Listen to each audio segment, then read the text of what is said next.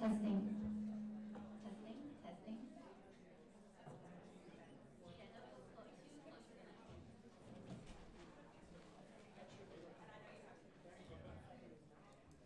Welcome, everyone, to PIELC 2019. We are going to introduce ourselves in a moment, but this is the panel on the Green New Deal. So if you're on the wrong flight, you can get off now. We're going to be talking about how to transform politics, our economy, our society to respond to the climate crisis. And we're really pleased to be joined by Zoe. Zoe, I met in November. She is actually from Eugene. She went to South Eugene High School. And she was here visiting her family over the holidays, right around the time that the Sunrise Movement took over Nancy Pelosi's office, and Representative-elect Alexandria Ocasio-Cortez joined them. And Zoe is one of the founding members, helped to launch the Bay Area chapter of the Sunrise Movement. She lives in Oakland now.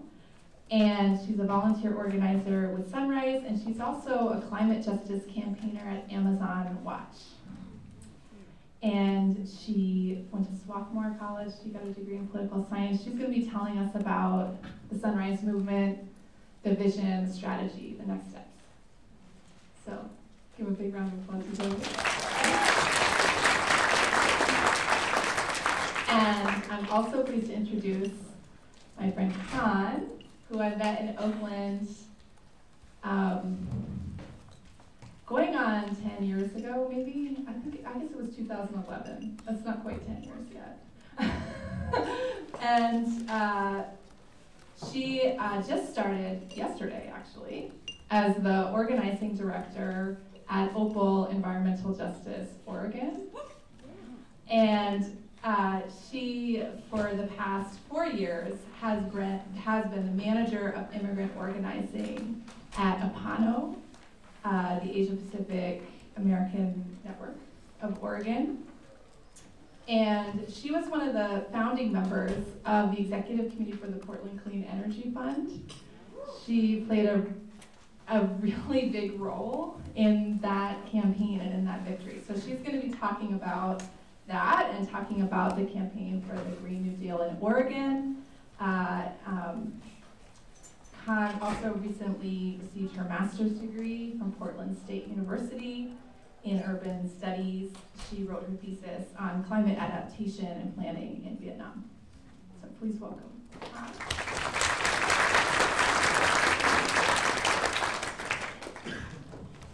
I volunteered to introduce Doyle so she wouldn't have to talk about herself. So I'm proud to introduce Doyle, who is the co-founder of the Center for Story-Based Strategy, formerly known as SmartMe, which is when I met Doyle. And she's also the co-author of an amazing book called Reimagining Change, How to Use Story-Based Strategy to Win Campaigns, Build Movements, and Change the World. Definitely check out the book if you haven't already. She's also a third-year law student at the University of Oregon here at the law school, and she is currently studying with Mary Wood. She's also a mom of 2 and a proud Capricorn.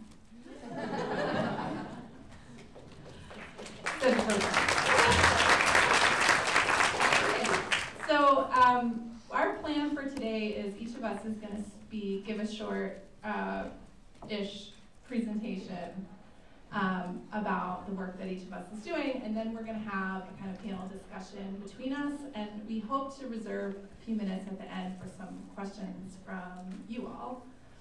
And we're also, are we live streaming this? On YouTube. Yes. Pacific Greens, I think. It's being live streamed on Pacific Greens, YouTube Live. All right. If you want to tweet about it, live tweet about it, you can hashtag it PIELC, you can hashtag it Green New Deal. We'd love to get the conversation going out there beyond this room. So I'm going to be speaking next Saturday at the TEDxU Oregon conference. So today you get to have a sneak preview into the talk I'm going to give next week. I'm going to give an abridged version, and I'm going to speak about some of the climate science in a little bit of a more complex way than I will be speaking to the general TED audience. So it's a little bit improvised, but that's my plan. So here we go. Okay. So I'm going to begin today with a short quote from a news story that ran in the New York Times on my birthday. And it was about a climate report. And it said, the large-scale burning of oil, coal, and other fossil fuels could melt polar ice and raise ocean levels by over 20 feet in several decades. Even a 15-foot rise in ocean levels would flood coastal areas of the United States occupied by 11 million people. I'm going to go out on a limb and assume that you think I'm quoting from a news story that ran on my birthday last year, in 2018, when the Intergovernmental Panel on Climate Change released its so-called Doomsday Report. But this Doomsday Report came out on my first birthday in 1981. This crisis is not new. It's just that now it is an emergency and we're running out of time. I want you to think about our atmosphere as a toxic waste dump for about 90 companies. It's fewer than the amount of people in this room right now. Just 90 companies are responsible for most of the greenhouse gases that are in the atmosphere that have already heated our planet about 1.1 degrees centigrade. They're called the carbon majors. And they have been dumping with no limits since 1880, and especially since 1980, when they definitely knew the impact. As I said, this has warmed the planet about 1.1 degrees centigrade, and that doomsday report from the IPCC last year said, we really need to stop the warming at 1.5. So that means the dump is almost full. But there's no one, and there's nothing stopping the dumping. In fact, emissions last year in 2018 were higher than at any time ever. The carbon majors are just stepping on the gas.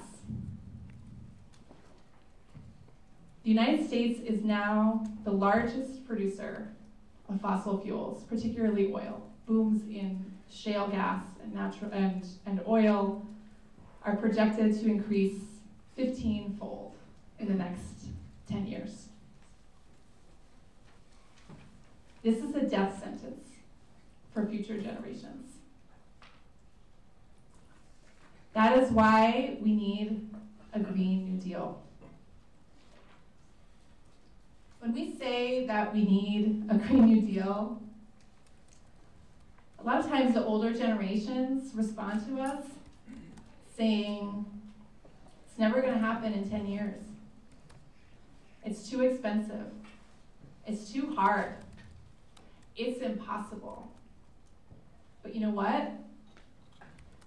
FDR and the Congress that he worked with during the Great Depression, they did not have a choice whether they were going to do structural reform, and neither do we. This is not optional. There are at least 3 things that any Green New Deal has to do, in my view. The first one is we need to stop the dumping. We need to power down carbon pollution, decarbonization, as we call it. So I'm going to talk a little bit more about that. The second thing is that we need to phase out fossil fuel extraction. And this is something that is not currently on the table in the Green New Deal resolution, and Zoe's going to comment on that a little bit. But like I said, the projections of where we're going in terms of fossil fuel extraction are absolutely catastrophic and will take us to 4 degrees. And there was a study that was published in the popular media this week. You may have seen it.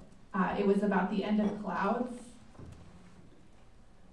There are quite a few different climate tipping points: methane, Greenland, dieback of the Amazon rainforest. These are all devastating scenarios. The cloud one was a new one, even for me. And the cloud study, if you're interested, said 2 important things. One, that current cloud studies around the South Pole are showing that we're on track for more like a 3-degree rise by 2050 than 2.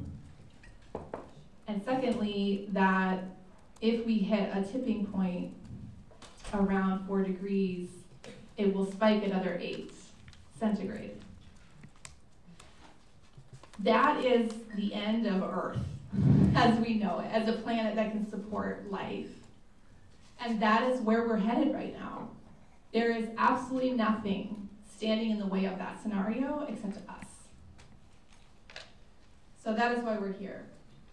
The third thing we need to do is we need to clean up and cool down our atmosphere.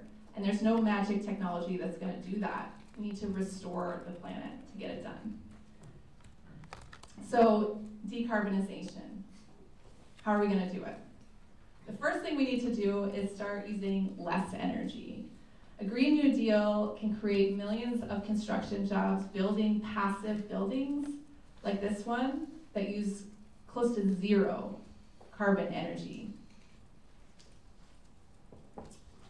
Obviously, the Green New Deal, much like the old New Deal that brought electricity to millions of Americans, needs to move that electricity towards renewables as soon as possible. This is a solar array on the Navajo Nation, Arizona. This is a wind farm in Texas. This is a wave energy buoy off the Oregon coast. This photo was taken 10 years ago. This is a solar-powered vehicle charging station in Nevada that can get you from Los Angeles to Las Vegas, 0 emissions. This is a plug-in semi-truck. This is an electric double-decker bus in London. This is a hydrogen-powered passenger train that launched last year in Germany. All of these things exist now, today. So what's standing in our way? Well, back to those carbon majors. They have been successfully waging a campaign to keep their product at the center of our economy, keep all of us reliant on fossil fuels for transportation, heating, cooling, all of our energy for decades. They're not going to give up without a fight. All these technologies exist now, but a recent study from MIT says that the current rate, which is faster than ever, these technologies and their adoption is growing exponentially all the time, but even at this fast clip that we're at, it will take 400 years for renewables to catch up with fossil fuels. We just don't have that kind of time. So that is why government has a crucial and essential role to play in this crisis. We can't manage this level of transition without the federal apparatus. I can say more about that in the Q&A if you'd like, but a second plank of any Green New Deal has to be stopping the dumping, has to be phasing out fossil fuel extraction. We need to start building a world beyond fossil fuels. And as long as it's being pumped out of the ground, that isn't going to happen. So this has to be central to any Green New Deal. And something that I've been studying here at the law school is looking at how the Superfund statute creates a framework for managing toxic waste and managing toxic waste dumps and the cleanups and financing them. And so what I've been looking at is how a Green New Deal could use a similar kind of mechanism to make the carbon majors pay for the cleanup. But like I said, there's no magic carbon vacuum cleaner that's going to clean this up for us. Luckily though, Earth is amazing and has it covered. So we're going to cool down our atmosphere using the power of soil.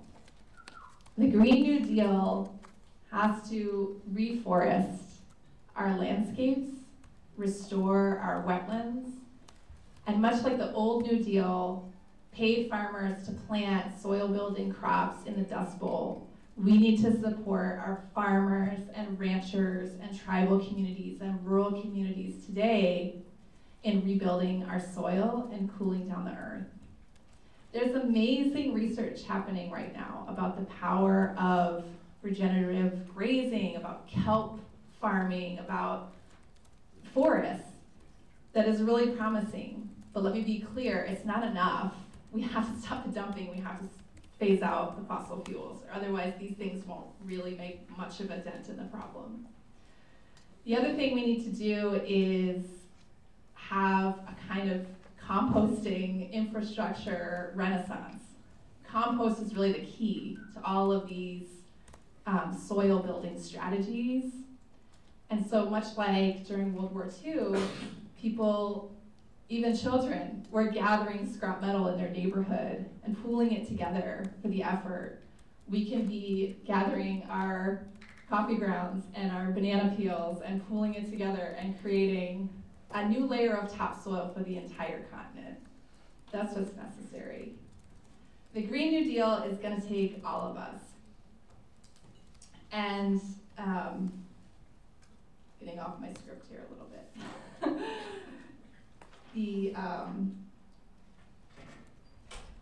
We're going to need everyone stepping up to be part of this. Artists and teachers and firefighters, farmers and foresters, doctors and bus drivers, architects, engineers, pipe fitters, welders, electricians, builders, technologists, and all the people who do the caregiving work to make all of that happen. It's going to take all of us coming together around this kind of a vision, around this kind of a plan. When steam power was invented, the inventors made railroads, engines that were in the shape of horses, because that was the world that they knew. And today we're similarly limited by, our imagination is limited by the fossil fuel world. But there's a whole new world out there, and it's just waiting for us, and we can build it. We can do this together. We can make this happen. When Congress passed the Clean Air Act, the catalytic converter did not exist. But Congress set timelines, and the auto industry was vocally objecting to this. But they got it done, and the catalytic converter became standard issue on every car in 18 months.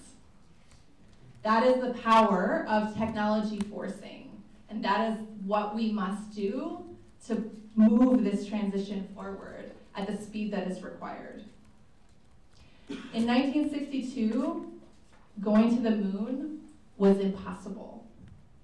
But President Kennedy said, "We shall send to the moon a giant rocket made of new metal alloys, some of which have not yet been invented, and we will pay what needs to be paid, and it will be done by the end of the decade." And it was. This is our moonshot, but it's for our Earth, and we only get one more shot at this. Thank you.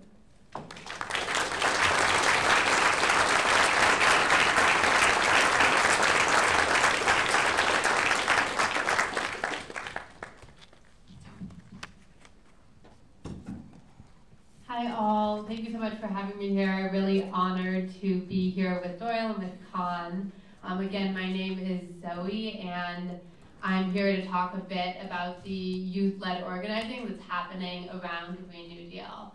So I'm part of Sunrise Movement, and Sunrise is a movement of young people that's working to make climate change an urgent political priority, elect politicians who will stand up for the health and well-being of all people, and the corrupting influence of fossil fuel money on our politics.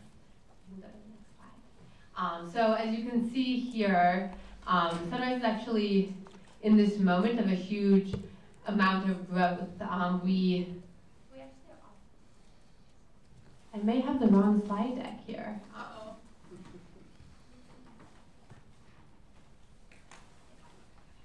Great, so my apologies. So Sunrise right now, it was launched about a year and a half ago, and it's growing a lot.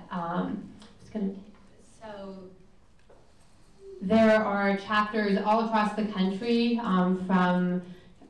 from Florida to New York to the Midwest, and we are coming at this work from a lot of different angles. But my own work and what's bringing me here today comes in large part from growing up in Oregon. So I grew up loving this place, loving the majestic Cascades and loving the powerful Pacific Ocean, and also seeing how we were changing our planet for the worse, and how we were clear-cutting trees, and how we were destroying our collective home. And since then, I've come to see this localized destruction of deforestation and its ties to this broader destruction of our entire planetary system, which Doyle so powerfully articulated. And I've seen that this, at the end of the day, is fundamentally connected to other forms of destruction and other forms of inequity and injustice, whether it's racial or economic. In any case, there's a missing slide, which is throwing me off here, but Sunrise is exciting to me because it combines people power and political power. I'm so sorry, you all.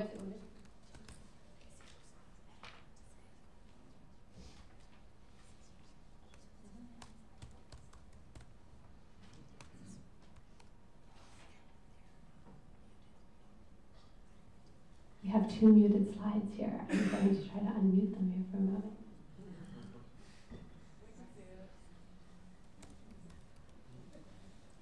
We'll just keep it like this. That works. Okay, so this is where Sunrise is across the country, and you can see it is all across the country. And what energizes me about Sunrise is that it's combining the work of building outside pressure with the work of mobilizing inside of the halls of power. So often you see social movements that are putting pressure on politicians and holding them accountable for their poor actions, and you see other movements that are focused on inside lobbying and politics. And what Sunrise does is that it combines both this process of building people power with the work of building political power. So this work of building people power is closing this urgency gap, so we know we have only 10 years to take meaningful action on climate change, and we're not there. And we're using moral protest to show that this is a crisis and show that we need action. And then we're also doing the work of building political power. So we're working to unseat politicians who are taking hundreds of thousands or millions of dollars from fossil fuel CEOs, and we're electing people like Representative Ocasio-Cortez who are actually standing up for the health and well-being of all people, not standing with polluters. And we're doing this work alongside many other incredible movements for justice, whether it's movements for racial justice or movements for economic justice or for access to healthcare. We're seeing this alignment of groups that are focused around building justice and building equality in a world that is so unequal. So the work of Sunrise is pretty new. We just came into being starting in May 2017. We launched at the People's Climate March. This is a brief timeline of what we've been doing since then. A couple things I want to pull out was our work around showing the role of fossil fuel money in politics. So we shone a light, we asked questions to politicians about why they were denying climate change while also taking hundreds of thousands of dollars from fossil fuel CEOs. And we actually got over 1,300 politicians to sign a pledge to say no to fossil fuel money. which is really exciting.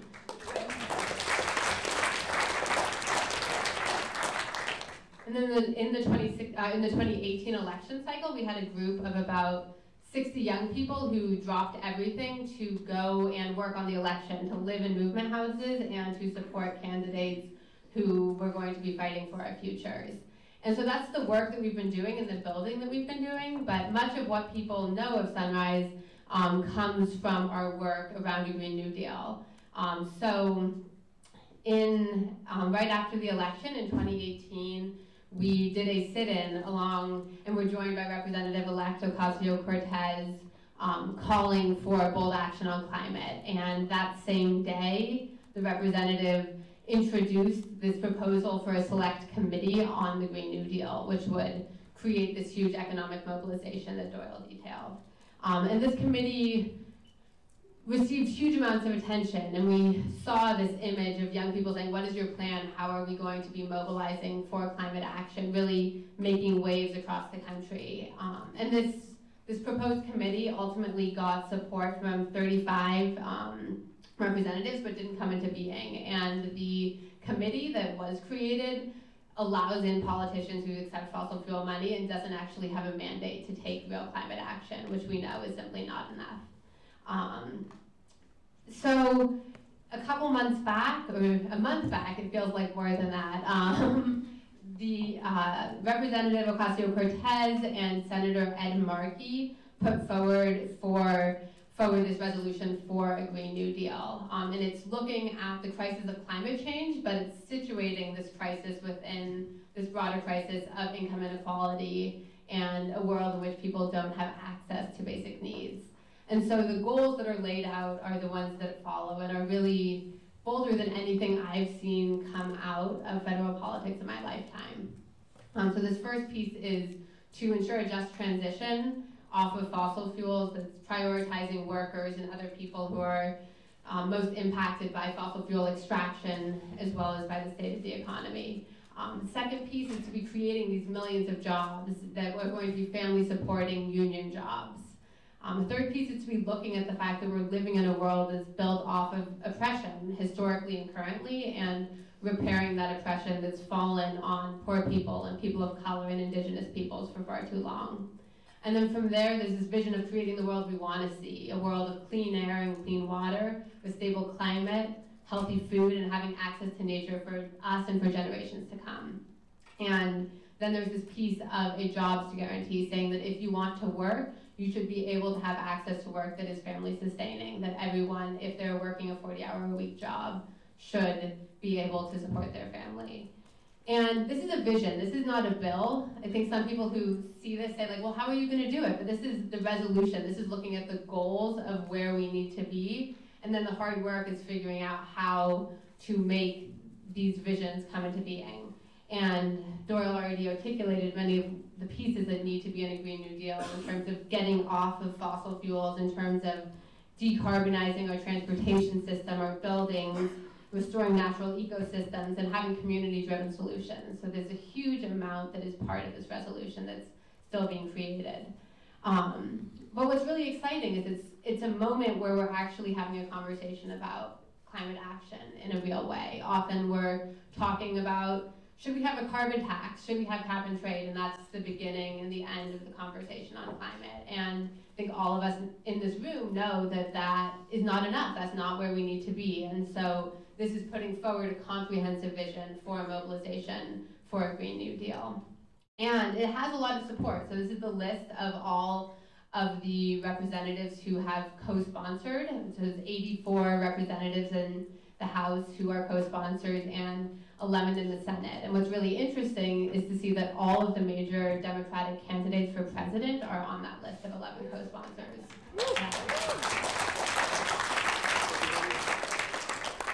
And this isn't something that's just about pundits, it's also something that's supported by the vast majority of Americans. The Yale program for climate change communication asked people about the Green New Deal, and it found that across party lines, over 80% of people in America support a Green New Deal, and that includes over 60% of registered Republicans. So this has support from the people. And a lot of what's in our way is politicians who are bought out by the fossil fuel industry or are content to live with the status quo.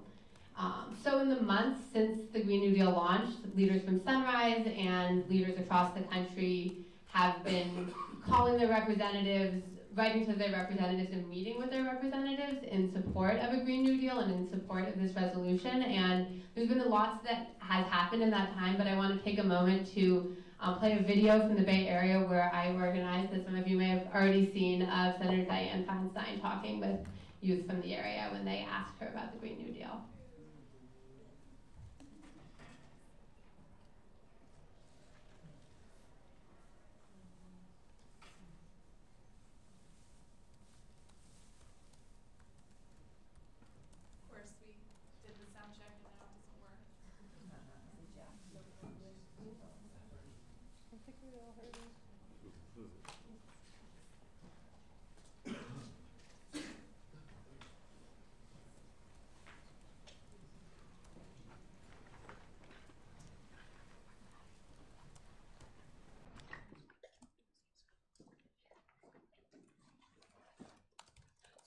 How many of you all in this room have seen this video? Yeah. So the amazing thing about this video and this interaction is that it wasn't actually planned.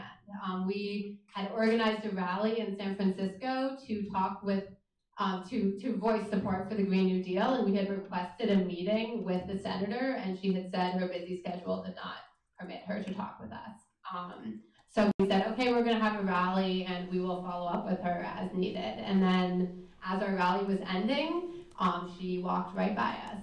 And these young people had written her a letter, and they wanted to deliver it. And so by the power of their youth and the power of their persistence, they were able to go in and meet with her. And in this exchange, which has since gotten a lot of attention, we saw how dismissive she was of the young people, and that was the initial story. But to me, the real story is how a politician like Dianne Feinstein is thinking about climate change.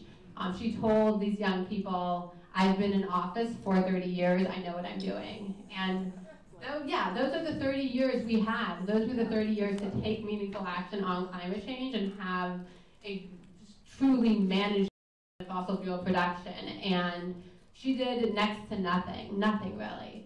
And then she said, I have this alternative Green New Deal resolution, which she's since withdrawn, but that resolution set a timeline of 2050, which is another 30 years. And so she is totally out of touch of what is needed. And what is powerful and exciting to me about Sunrise and about this movement is that we're holding moral authority as young people to say, this is our futures, we know what's at stake.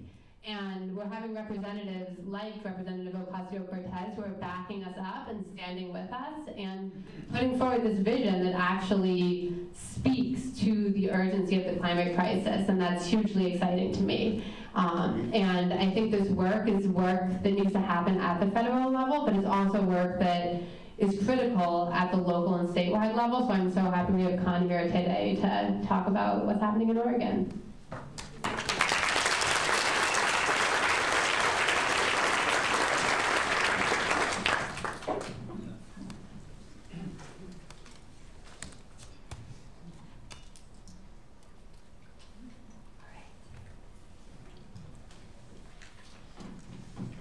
So I'll just start off with this quote that I'll also probably end with. A revolution, this is just a quote from one of my movement heroes, Grace Lee Boggs, and she writes, a revolution that is based on the people exercising their creativity in the midst of devastation is one of the great historical contributions of humankind.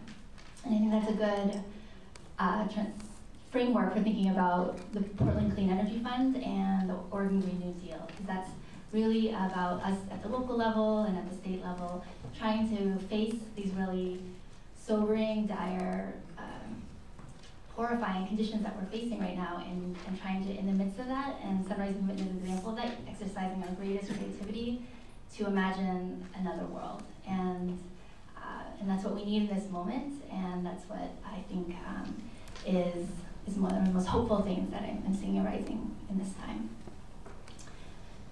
So yeah, so my part is to talk about some of the efforts locally and statewide that OPAL, Environmental Justice Oregon, and APANO, which I used to work at 2 days ago, have been engaged in. So the Portland Clean Energy Fund was a ballot measure from November 2018, and it was really our effort to start at the local level where we knew, the federal government is not taking action, but we knew that there was hundreds of thousands, if not millions of people who really care about taking climate action, care about addressing inequality, and we wanted to start where we knew we could actually shift things. So we started with the Portland City government. So for those of you who don't know, the Portland Clean Energy Fund addresses two crises, because we don't just have a problem of too many molecules of carbon in the sky. We have a deep crisis of inequality where 90 corporate, fossil fuel companies and a handful of 1% corporations control our government, control our society. And so in this initiative, we're trying to address both inequality and the climate crisis. And we did that, and we're actually doing that through a 1% business license surcharge on retail companies that make over $1 billion a year. Billion with a B. So that was Walmart, Target, Wells Fargo, Comcast.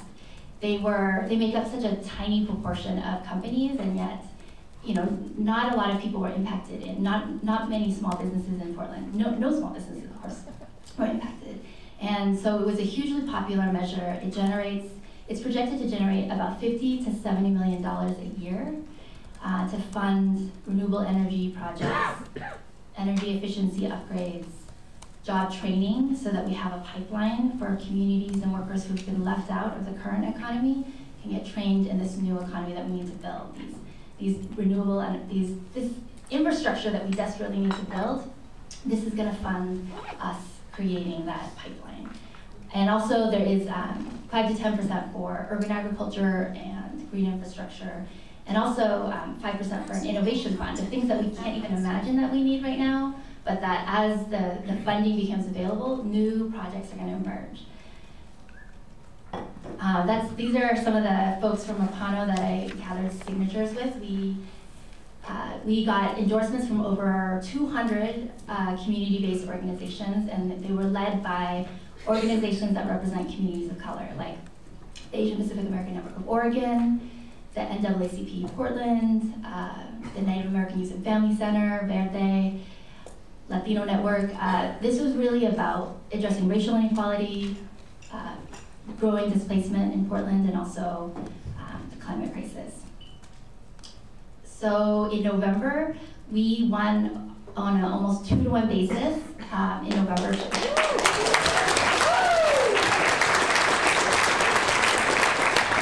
It showed that people really want to tax the wealthiest 1% corporations to fund these needed investments that we need if we want to meet our climate goals. We had mostly volunteers and supporters gather over 61,000 signatures in less than 2 months to make sure we could put it on the ballot. We went to every single city commissioner and asked them to help us put it on the ballot. They all said no. So we had to do it ourselves. And actually, I think that was better. That was better because it meant that we had to talk to 61,000 people, and we had to have those conversations with our neighbors. And I think one of those city commissioners who didn't support us is now out and replaced by the amazing Joanne Hardesty. And this really signals a new environmental constituent, a new progressive majority in Portland. There's kind of a small group of people who get to determine what the environmental priorities are in Portland and in Oregon, and I think they didn't anticipate this, they didn't support this initially, and I think it signals there's new forces or new powerful communities that care about climate that you may have assumed did not care about climate, but they are actually the frontline communities that are most impacted, that have direct experiences, whether in their homelands or they live in rural communities impacted directly by these climate impacts, and we want to have a voice. So it was an amazing experience to be a part of, because I could feel the power that we were building, and that we were just part of a much broader movement for a just transition. So next, after we won that in November, we're like, okay, now we can pay attention to what we want to do at the state level. So we knew that at the state level, there were the clean energy jobs are now, the Oregon Climate Action Program is being debated at the state level. Many of our groups had critiques about the free allowances and the offsets and just many weaknesses of the cap and trade bill. But regardless of one's position about joining the carbon market, we all agree that this bill is not enough. We need to stop the expansion of fossil fuel infrastructure. We need to address other industries and sectors that are not even considered under the cap, like forestry and agriculture. And we need to put forth a more comprehensive vision about what Oregon needs to do to achieve the just energy transition that we need if we want to survive as a human community. So we just can't, at this moment, Doyle is saying we're facing 2 to 3 degrees in the next 20 years. We can't just rely on price signals and market-based mechanisms. We need to transform our governance and the ways that we regulate in the fossil fuel industry. We need to create new jobs in massive government investments and investing in new industries so that we can move from an extractive economy to a more regenerative economy.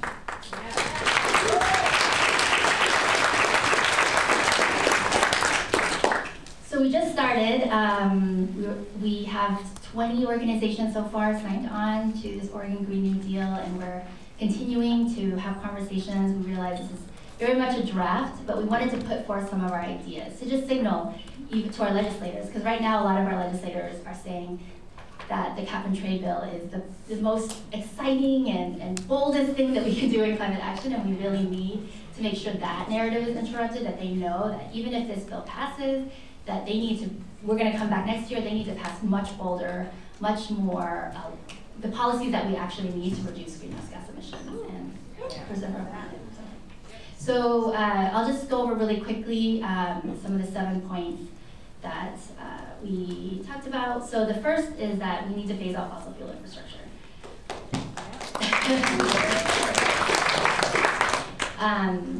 And we need to have strong regulations for healthy, breathable air. Right now, communities like where I live in the J District in Portland face higher rates of asthma because we're boxed in by freeways and high freight corridors. The cap and trade bill is not going to do anything for us for improving our air quality, right? We need to actually regulate diesel emissions, and we need to use some of the Volkswagen settlement funds to actually reduce diesel pollution in the communities that are hardest hit by diesel pollution. We need to move towards clean, community-controlled, 100% renewable energy. Forestry and farms, we need to figure out regenerative models for what forestry and farming can look like in Oregon, because those are key sectors that are ignored currently under the cap and trade bill. And transportation justice. I don't want to go too line by line, but give you a sense. So make sure that we're protecting the communities that are already experiencing the worst impacts of climate change. And we need to fund the just transition. So how do we make sure that we are, like the Portland Clean Energy Fund, creating progressive mechanisms like the Clean Energy Fund, like a green bank, to ensure that we can have the jobs and the funding that we need for this new economy. Yep, like I said, this is a living document. We are now engaging more in kind of trying to solicit and incorporate more feedback from low-income communities, rural communities, people of color, from workers and unions and Oregon's tribes, to make sure that this is a document that reflects the whole state and all the ways that we need all the voices to guide what this just transition is going to look like. Thanks.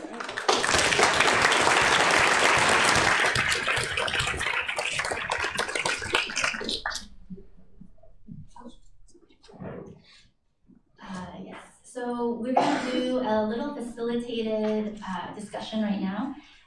Just to give you all a little time to think about what questions you have, I wanted to just start with some questions for Doyle and Zoe. So Doyle, my first question to you is, we're in the law school, and I know you're a lawyer. Okay, you're not a lawyer yet. You're soon to be a lawyer. Can can you talk about what are some of the legal strategies in achieving a Green New Deal, and what are some of the potential challenges? Okay, so that could be a whole series of panels, but quickly, a few things that we can think about. One is that many of you are probably familiar with the Juliana case and the remedy requested. The remedy has a similar ambition and will achieve a similar result. It's just using a different branch of government. And so that's one answer.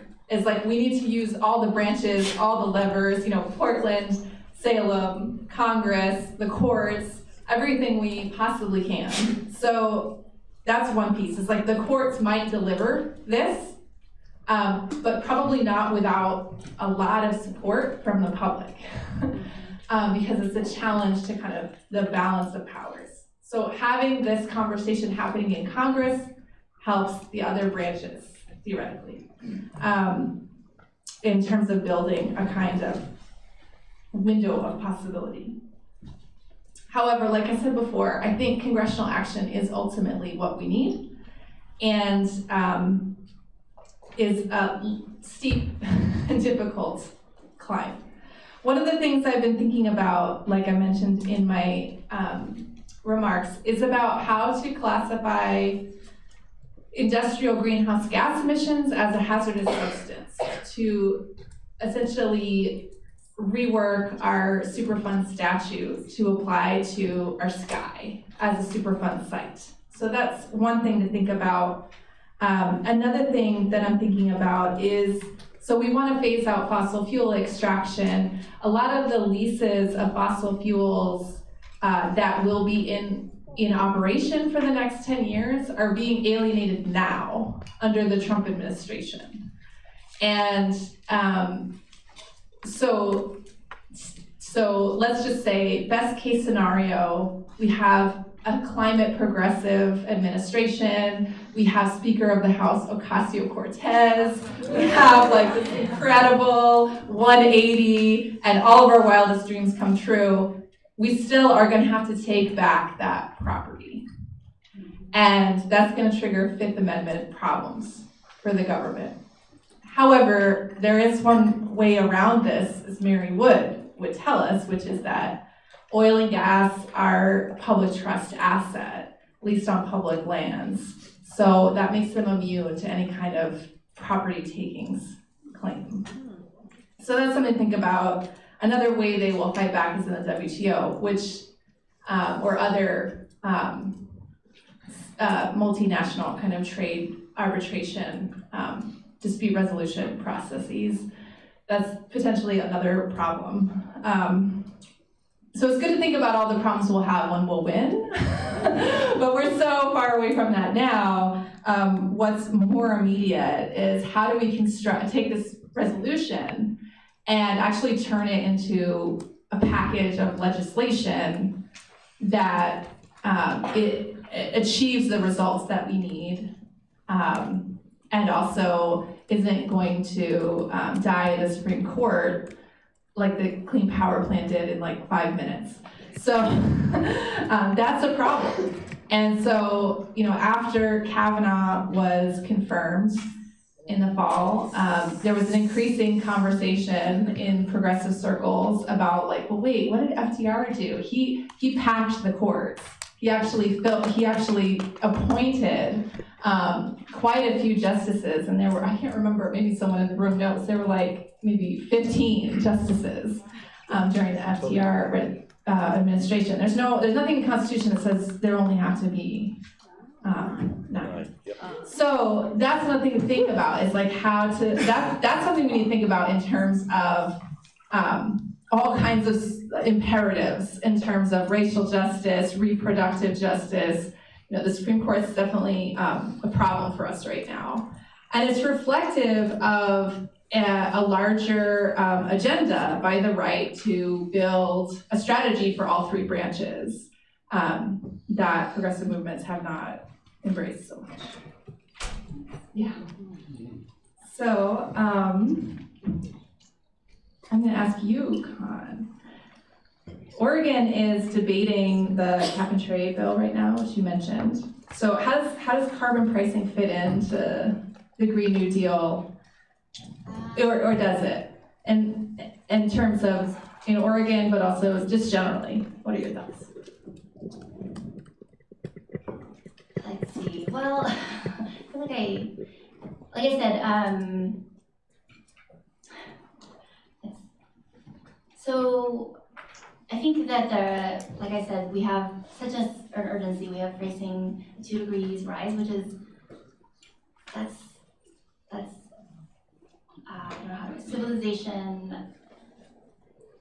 Organized human society is like, it's very difficult to maintain under 2 degrees. We're already at 1 degree, like facing coming apart. And so I just think that we need massive, that is going to be massively disrupting, and so we need the same scale of massive transformation to get it around. And so I would say that the cap and trade bill, or just carbon pricing in general, because I know that's also being considered at the national level, I think that it's an idea that came from a particular era during the 80s when there was a lot of distrust of the government and a real lot of faith in markets as much more efficient mechanisms for making change. And I think now we see, given the timeline that we've been given, that market-based solutions just aren't meeting what's ecologically necessary in this moment, and we need to be able to exercise the might of the government, which is our collective public will, to be able to force the changes that are necessary. We can't just depend on price signals and gentle market-based nudges that are always going to be manipulated by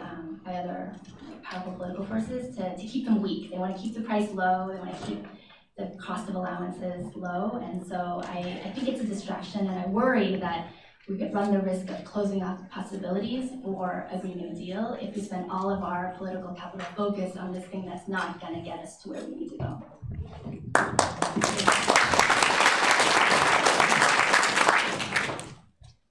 I have another question. Oh, yeah, Zoe. So can you talk about what's happening at the federal level and how can we strengthen a Green New Deal resolution at the federal level?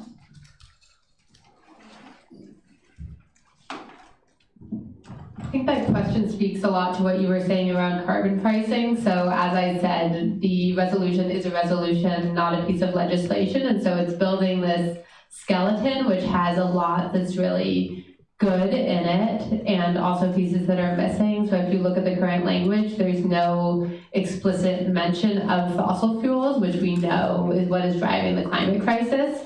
And so when they're saying full decarbonization by 2030, that's obviously going to mean getting off of fossil fuels, clearly, but it also needs to be named explicitly, and these thorny legal pieces that Doyle, that you raised, need to be named, and we need to be ensuring that the conversation doesn't get compressed. I think that it's easy to start with a big vision and then have it get boiled down to something that is a carbon price and done, and that simply is not enough. And on that, I think, like, when we critique carbon prices, people will say, like, shouldn't there be a price on pollution? And like, yes, of course, if you're destroying the planet, you should have to pay for that.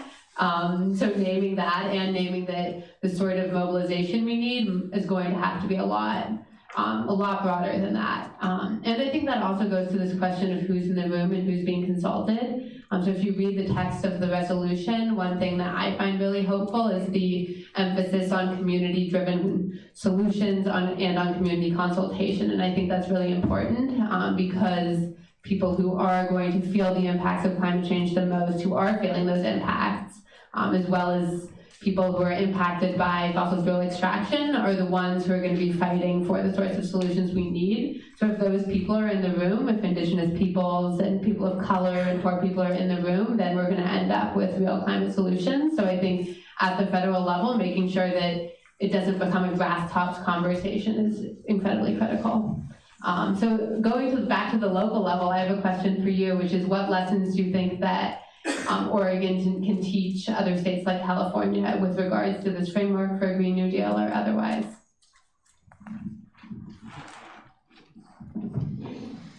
Well, first of all, I would caveat with saying, Oregon's such a unique state, and I think California also has a lot to teach Oregon, 10 times the size. But I guess I would say, let's see. So to start off, I think it's important to not just critique what's wrong with the existing kind of carbon pricing, cap and trade bills, or whatever it's important not to just dwell and critique, but to also put forth a strategic and positive vision that's comprehensive. I think people, as we found through the Portland Clean Energy Fund, are willing to take immense sacrifices and take on, threats of price increases, but if they were convinced that the vision and that the investments were going to be made in things that were necessary. I think that with the Portland Clean Energy Fund, I think I would love to actually share that model with other states and cities. I think it's something that we were not sure that it would pass.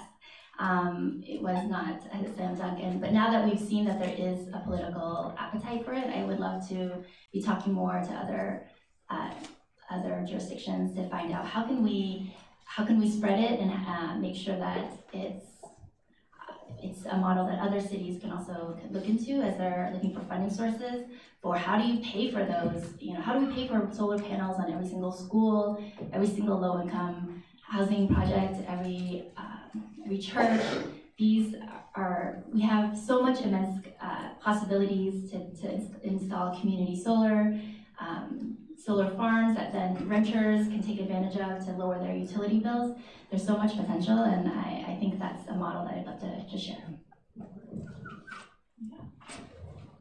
Great, so we want to take our last 15 minutes or so to hear your questions and thoughts, and I think the way we're going to do this is we're going to get a few questions out on the table, and then the panel can respond, and we'll take a few more. So let's take our first three. I saw your hand up first. I guess I'll just go across the room this way. So we'll start with everyone over here. So 1, 2, 3.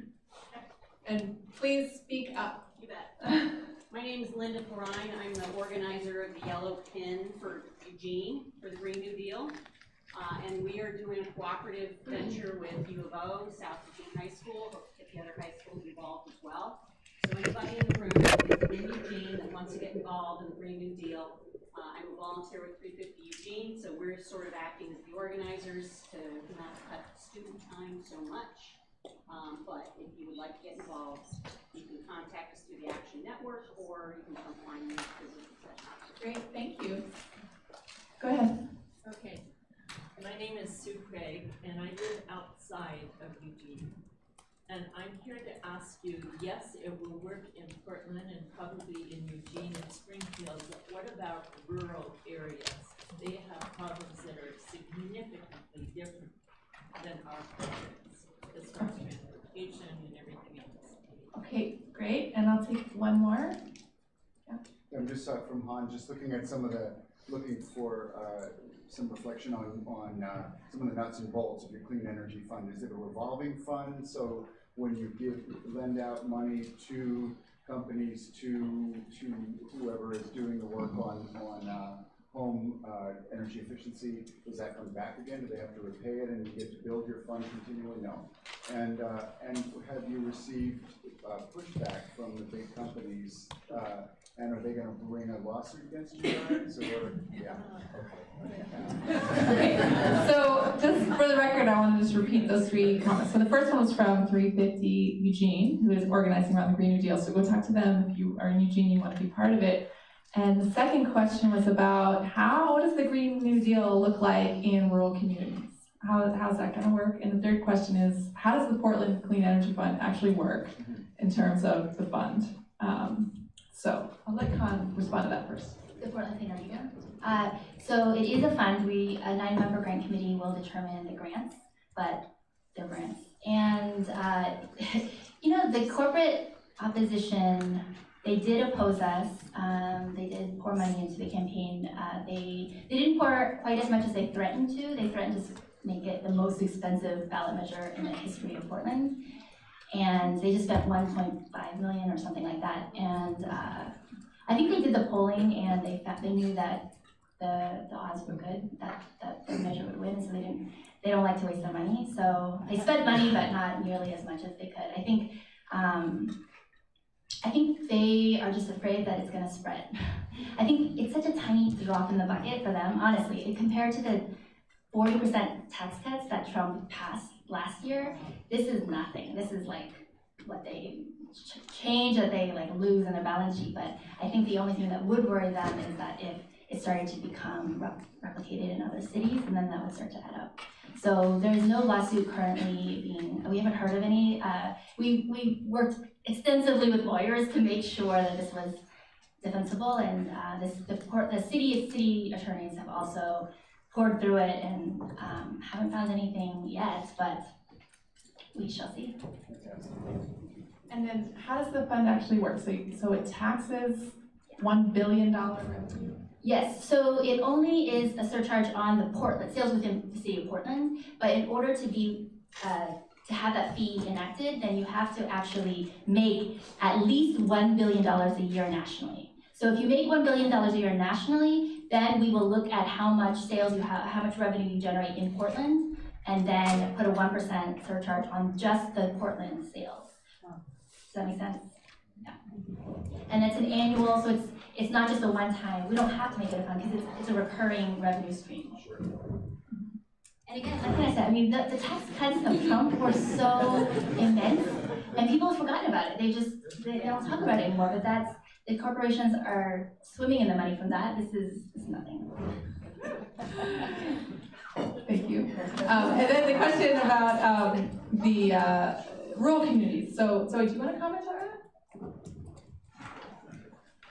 I think it's a really good question, and I think that this is a skeleton, so there's a lot more to figure out about what a Green New Deal looks like in different places, and absolutely agree that a Green New Deal for Portland is going to be different than a Green New Deal in a rural community. And what excites me about the frame is that it actually has a lot of potential for rural communities, whether it's through job creation and clean industry, or through family farming, or through like other types of infrastructure development that's often lacking, or places where communities are being left behind. I think there's immense potential there. And I also think it goes back to the need for community input. Like, it doesn't make sense for Washington, D.C. to say this is the Green New Deal and then impose one Green New Deal on everyone. It's going to be all different visions that are particular to the places and to the people and to the needs. And so if the federal level Green New Deal passes, that will create the financial resources and the support systems for communities to develop climate solutions that work for them. So a lot to be figured out, and I think what's hopeful is having the right people at the table and creating Green New Deals for every community.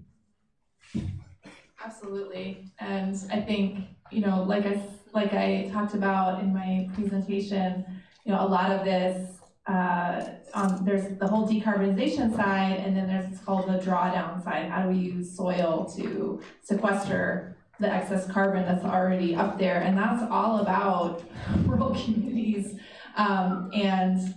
I think there's so much potential, particularly here in Oregon, in terms of the forestry lands that we have. We have so much federal land here and state land that could be, sequestering carbon more effectively if we had some kind of strategic program to make that possible, which would create a lot of jobs in rural communities, jobs that have been, the timber industry has extracted the timber and now they're gone and the jobs are gone. And that's been the case for a while now, for a few decades now, actually.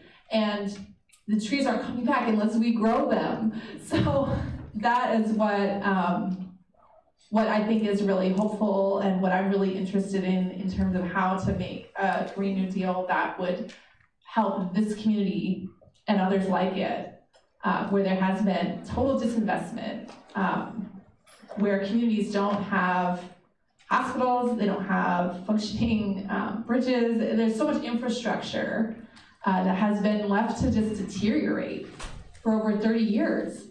And we need to rebuild it, and we have an opportunity to rebuild it in a way that's going to help us thrive through this climate crisis. Because we're talking not just about mitigation, but we're also talking about adaptation. Like, no matter what we do at this point, right now, we are living in the coolest climate we will ever know.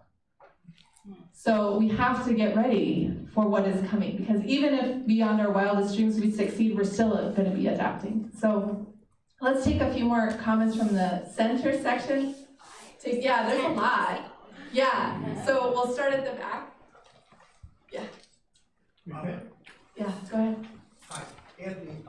So I was looking at your, going back to your list of what needs to be included. There were two things that I noticed that were missing. I just wanted your comments on them. So the Green New Deal seems, because there's another term that is, we've been talking about climate change, and a new term that's entered the lexicon, thank God, is reparations.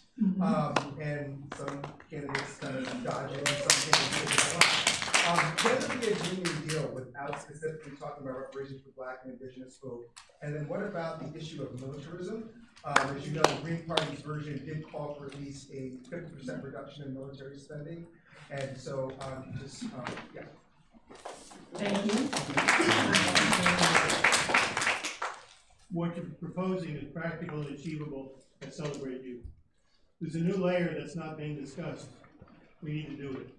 I am the president and chief science officer of the Fukushima Awareness Project, and I was a science advisor for 2,000 churches in Oregon on climate change.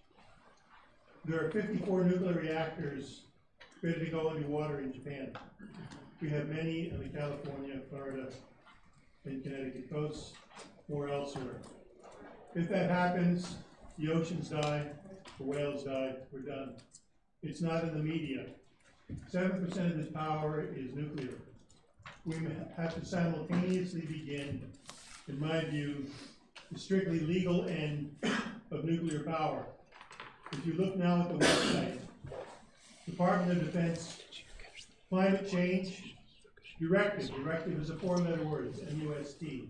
It means you must prepare for a minimum 1.5 foot sea level rise now. But it's going to be more than that. I'm sorry to say this, it's painful to hear. The probable sea level rise is 240 feet. That's what happens if Greenland and the Antarctic goes. Look at this month's Scientific American. Let's look at how do we integrate the end of commercial nuclear power. This is a great question. That's addressing climate change. We got to do it. Okay, great. And how many more comments, questions do we have? We have a lot. So let's keep a real brief. I think we'll take 3 more because we're supposed to end at 4:15. So real brief, we'll do some closing remarks, and then we will hopefully talk with all of you afterwards. Okay, so 1, 2, 3. And then I really want to get some people over here. 1, 2. Okay, so, this is so hard. You say, go ahead. Yeah, go ahead. Yeah. I'm Don, this is my partner Fiora. We are officers in the Environmental Caucus of the Democratic Party of Oregon. I was a delegate for Bernie Sanders to Philadelphia. I like to call myself an earth firster infiltrating, when it changed the word to permeating the Democratic Party. My question for you is, what thoughts and guidance do you have for activists organizing and being activists within the Democratic Party? What's your thoughts and guidance on that? Okay, great. How would you say that we can really go towards that caring economy? It was mentioned, in the talk briefly, but a low carbon workforce is already out there. I mean, the caring economy is very low carbon, but it's very undervalued and dismissed. So, how can the Green New Deal change that perspective? Great question. Okay, go ahead. I'm curious to what extent this fund and the Green New Deal can be used to make smarter decisions about land use and where we locate development and the transportation networks that are linked to that. And then, in addition, what kinds of restoration plans we have for wetlands or forests or other things about that climate change. Okay. And then we had 2 people over here. Yeah, go ahead. I wanted to ask about your number 3 on your list, which was like soil, not oil. We don't have the technology, but soil itself. I'm a farmer, so I was like, as an environmentalist, we're like, oh my God, there's too much carbon in the air. Like, we've got to sequester these greenhouse gases. And then as a farmer, we're talking about peak soil, where we've lost like, I think it's 98% of the topsoil, which is basically made of carbon, and there are agricultural techniques like biochar where you can actually sequester it, lock it, and bury it, like reverse carbon mining, where you're actually putting it back into the soil as a fossil fuel that doesn't break down. Can you speak to that and like regenerative agriculture subsidies or something that should be the Green New Deal? Okay, so let's take those and let's see you.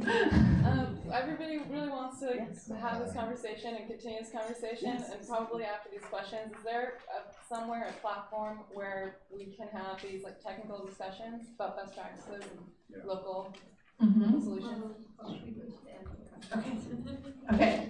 Yeah, go ahead. Oh, that's I can answer.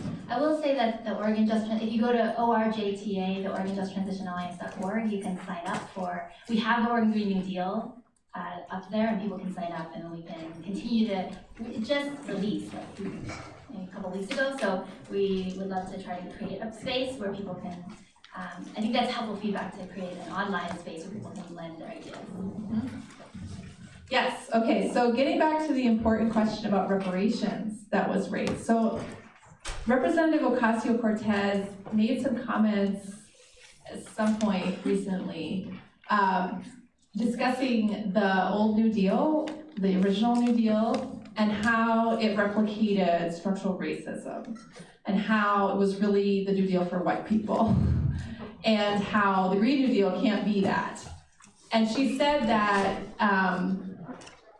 she called that reparations.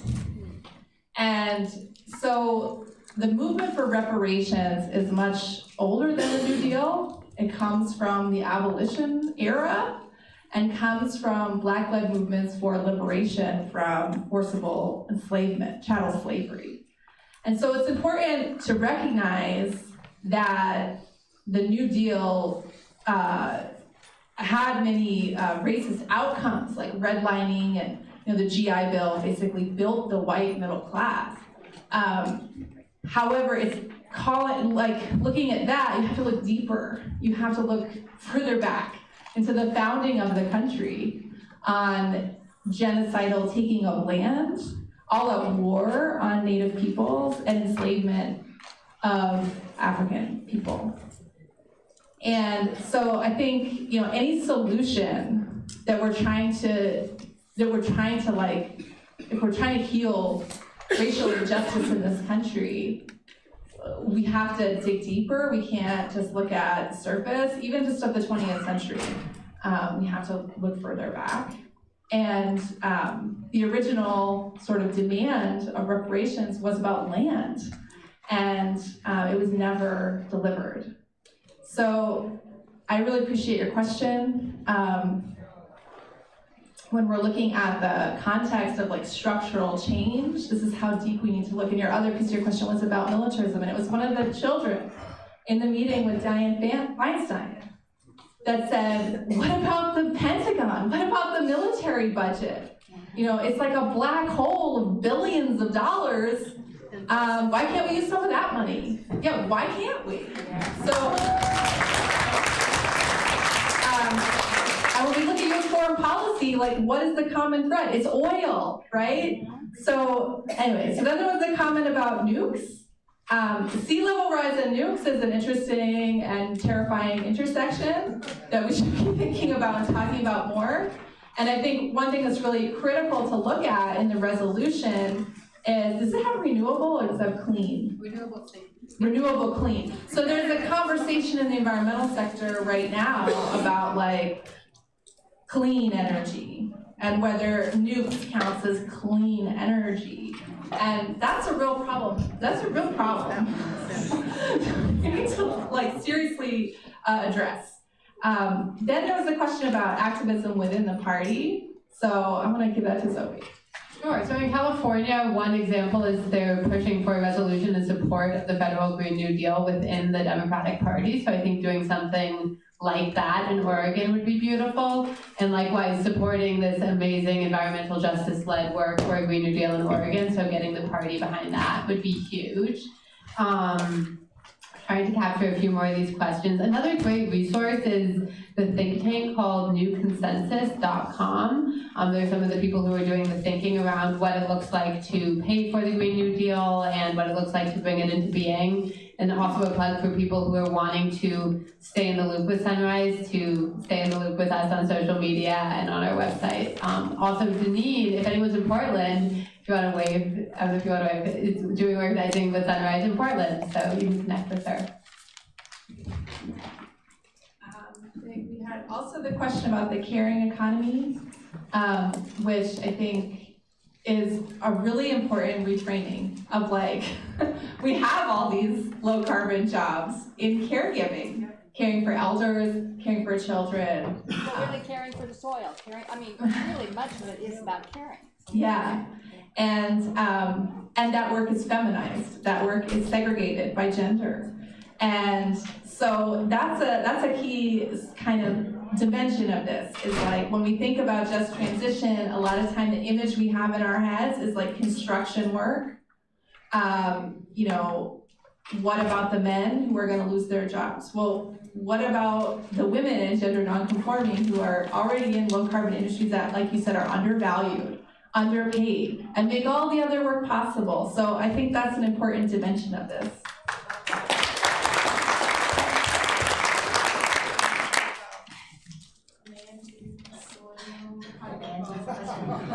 I think that you just raised an important point about land use. We do have transportation justice in there, but I do think land use should also be integrated into it. I think your question seems more like a comment, and I agree. And I think we do have regenerative agriculture within. Regenerative agriculture is part of it, and I think it's something that we want to continue to deepen our analysis about. Yeah, I am happy to sit. I know that there might be another panel coming in soon, but we can possibly maybe sit outside and continue the conversation. Thank you all, young ladies.